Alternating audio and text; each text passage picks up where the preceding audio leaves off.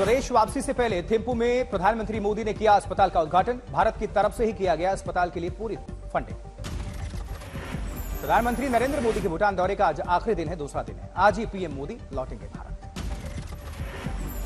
PM के स्वागत में कलाकारों ने किया पारंपरिक नृत्य। बड़ी संख्या में लोगों ने देखी प्रस्तुति। प्रधानमंत्री मोदी ने लोगों का अभिवादन किया स्वीकार। प्रधानमंत्री नरेंद्र मोदी को मिला भूटान का सर्वोच्च नागरिक सम्मान। पीएम मोदी ने ट्वीट करके आभार प्रकट किया। थिम्पू में देखी भारत भूटान दोस्ती की मिसाल। कार्यक्रम में शामिल लोगों के हाथों में दिखे भारत और भूटान के झंडे। 28 मार्च तक ईडी रिमांड पर रहेंगे दिल्ली के सीएम अरविंद केजरीवाल। आज तक से बोले केजरीवाल, सीएम पद से नहीं दूंगा इस्तीफा, जेल से ही सरकार चलाऊंगा। इंडिया गठबंधन के नेता और आम आदमी पार्टी नेताओं ने केजरीवाल की गिरफ्तारी के खिलाफ मोर्चा खोला है। चुनाव आयोग से शिकायत की है। गिरफ्तार होने के बाद राउस एवेन्यू कोर्ट में पेशी के दौरान बोले अरविंद केजरीवाल, देश को समर्पित है मेरा जीवन, चाहे अंदर रहूं या बाहर। सीएम केजरीवाल की पत्नी सुनीता केजरीवाल ने लगाए मोदी सरकार पर आरोप। ट्वीट करके लिखा, 3 बार चुने हुए सीएम को मोदी जी ने सत्ता के अहंकार में गिरफ्तार करवाया। वहीं केजरीवाल की गिरफ्तारी को लेकर संजय सिंह के पिता ने साधा केंद्र पर निशाना। कहा, यह तानाशाही प्रवृत्ति है, देश में अघोषित आपातकाल लागू हो चुका है।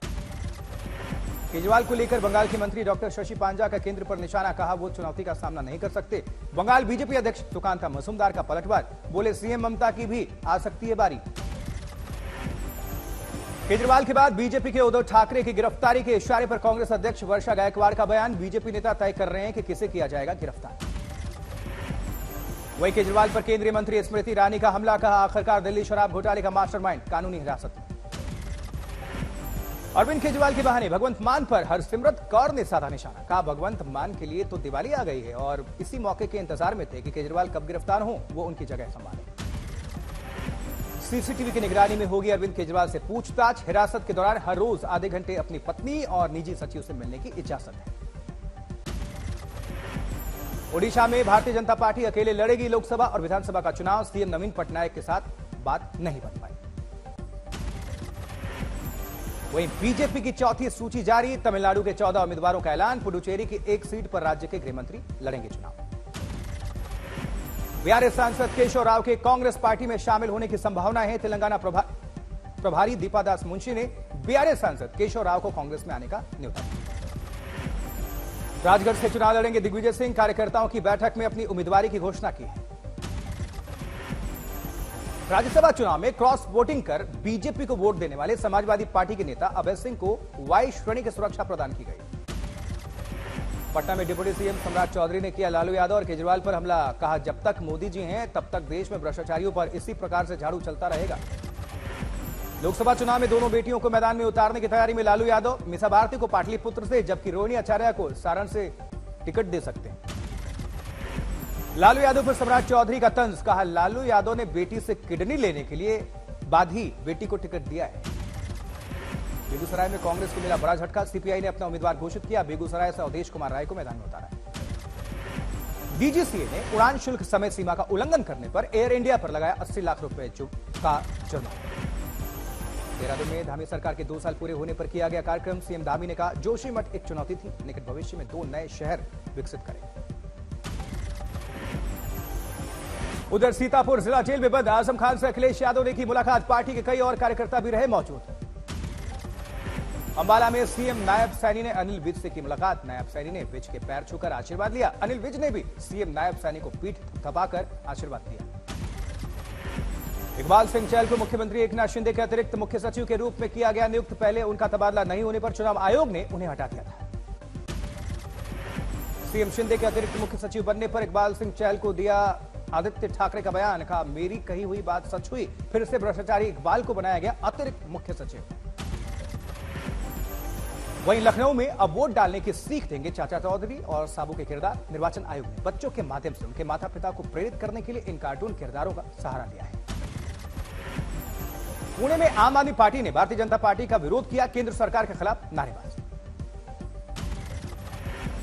यूपी पुलिस पेपर लीक मामले में नेचर वैली रिजॉर्ट के मालिक सतीश धनखड़ गिरफ्तार हुए हैं। पेपर लीक के मास्टरमाइंड ने सतीश का रिसोर्ट इस्तेमाल किया था।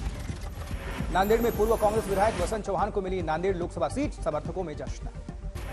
सुपौल पुल हादसे में मंत्री नीरज कुमार बबलू की प्रतिक्रिया। जल्द जांच का कार्रवाई का आश्वासन दिया है। आज जारी हो सकता है बिहार बोर्ड 12वीं का रिजल्ट। 13 लाख से ज्यादा परीक्षार्थियों ने परीक्षा दी थी। पीएम मोदी को औरंगजेब कहने और अजीबोगरीब बयान देना पड़ा संजय राउत को भारी। संजय राउत के खिलाफ शिकायत दर्ज।